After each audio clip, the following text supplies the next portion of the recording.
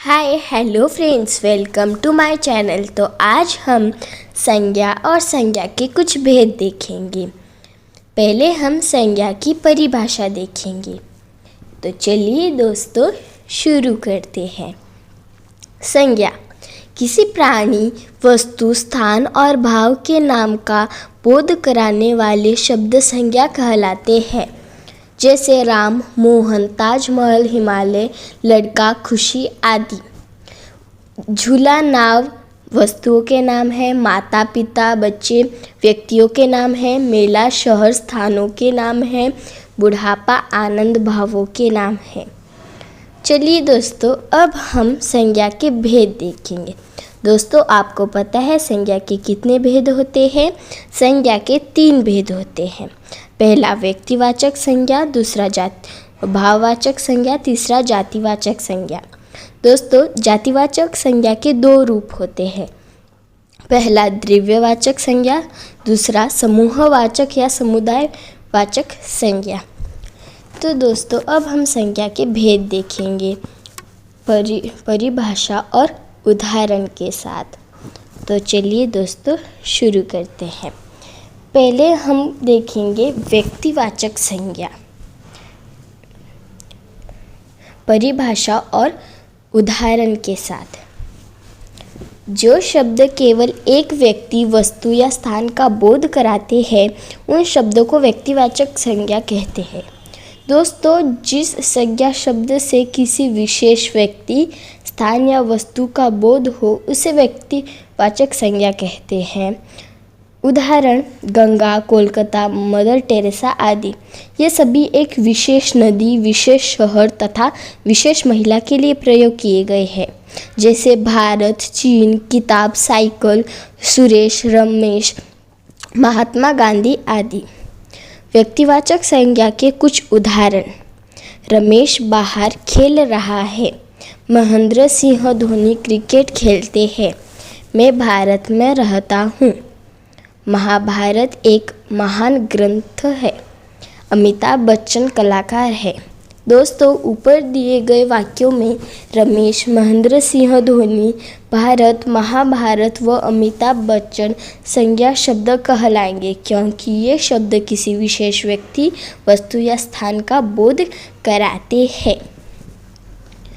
दोस्तों अब हम देखेंगे जातिवाचक संज्ञा, परिभाषा भी और उदाहरण भी।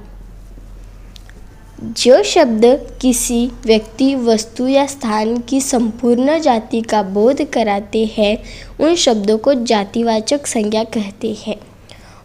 जिस संज्ञा शब्द से पूरी जाति का पता चले उसे जातिवाचक संज्ञा कहते हैं। उदाहरण नदी संज्ञा शब्द है। यह कोई भी नदी हो सकती है जैसे मोबाइल, टीवी, गांव, स्कूल, स्थान, आदमी, जानवर आदि।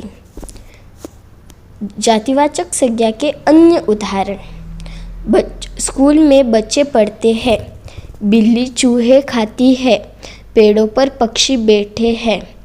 ऊपर दिए वाक्यों में बच्चे, चूहे, पक्षी जातिवाचक संज्ञा शब्द कहलाएंगे क्योंकि ये किसी विशेष बच्चे या पक्षी का बोध न कराकर सभी बच्चे व पक्षियों का बोध करा रहे हैं। दोस्तों अब हम देखेंगे भाववाचक संज्ञा,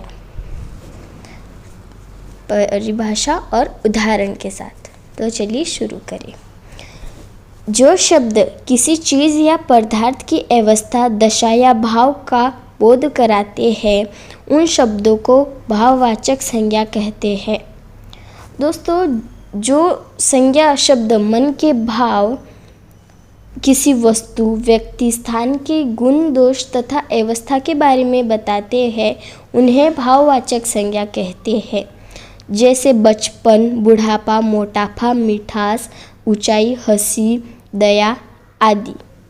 भाववाचक संज्ञा के उदाहरण: ज़्यादा दौड़ने से मुझे थकान हो जाती है।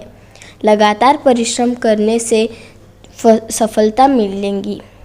दोस्तों ऊपर दिए गए वाक्यों में थकने का भाव व सफलता से सफल होने का भाव व्यक्त हो रहा है, इसीलिए ये भाववाचक संज्ञा शब्द कहलाएंगी। दोस्तों, अब हम देखेंगे द्रव्यवाचक संज्ञा, जो जातिवाचक संज्ञा का पहला रूप है। जो शब्द किसी धातु या द्रव्य का बोध कराते हैं वे द्रव्यवाचक संज्ञा कहलाते हैं। दोस्तों, जिस संज्ञा शब्द से पूरी वे शब्द जो ऐसे पदार्थों तथा द्रव्यों का बोध कराते हैं जिनसे नई वस्तुएं बनती है एवं उनका माप तोल किया जा सकता है, उन्हें द्रव्यवाचक संज्ञा कहते हैं। जैसे कोयला, पानी, तेल, घी, सोना, चांदी, मिट्टी, लोहा, तांबा, लकड़ी, दूध, पीतल आदि। द्रव्यवाचक संज्ञा के कुछ उदाहरण। मेरे पास सोने के आभूषण हैं। 1 किलो तेल लेकर आओ। मुझे दाल पसंद है। ऊपर दिए गए वाक्यों में सोने, तेल और दाल शब्दों से किसी द्रव्य का बोध हो रहा है, इसीलिए ये द्रव्यवाचक संज्ञा कहलाते हैं। दोस्तों, अब हम देखेंगे समूहवाचक संज्ञा, जो जातिवाचक संज्ञा का दूसरा रूप है। जिन संज्ञा शब्दों से किसी भी व्यक्ति या वस्तु के समूह का बोध होता है, उन शब्दों को समूहवाचक या समुदायवाचक संज्ञा कहते हैं। दोस्तों, ऐसे शब्द जो किसी समूह या समुदाय का बोध कराते हैं, उन्हें समूहवाचक संज्ञा कहते हैं। जैसे भीड़, पुस्तकालय, झुंड, सेना, कक्षा, परिवार, जनता, अस्पताल, मंदिर आदि।